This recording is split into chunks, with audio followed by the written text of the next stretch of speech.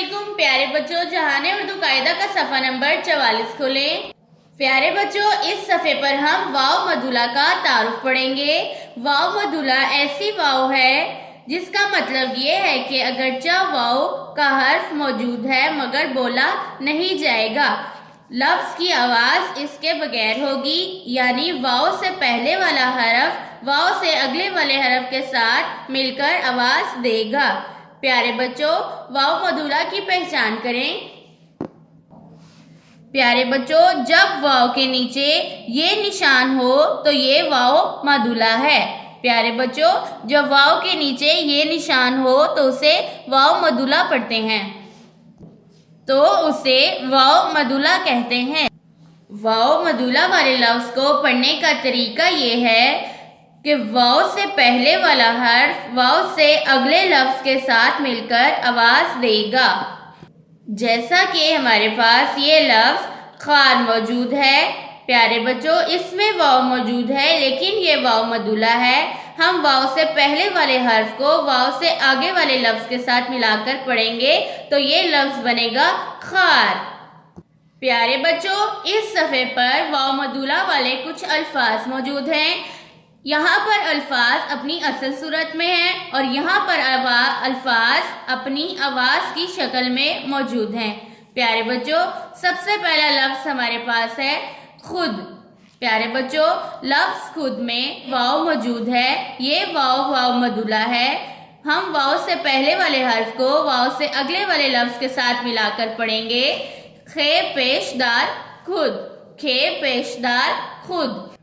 یہ لفظ اپنی اصل صورت میں ہے اور یہ لفظ اپنی آواز کی شکل میں ہے۔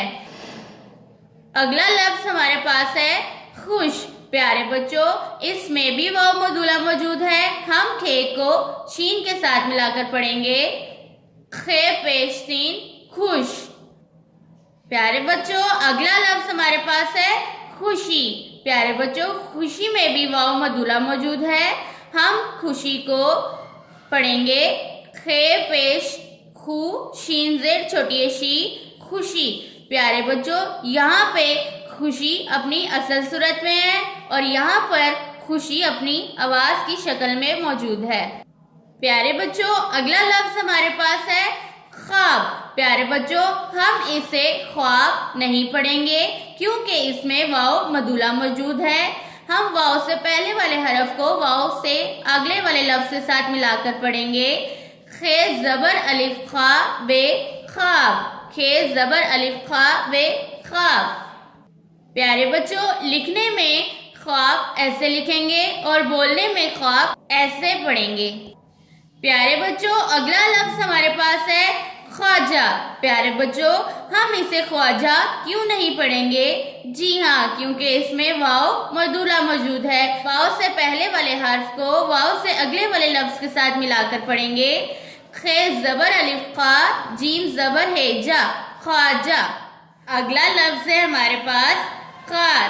پیارے بچوں، اس لفظ میں بھی واو مدولہ موجود ہے، اس لیے ہم واو سے پہلے والے حرف کو واو سے اگلے والے لفظ کے ساتھ ملا کر پڑھیں گے، خے زبر الف خا رے خار، خے زبر الف خا رے خار۔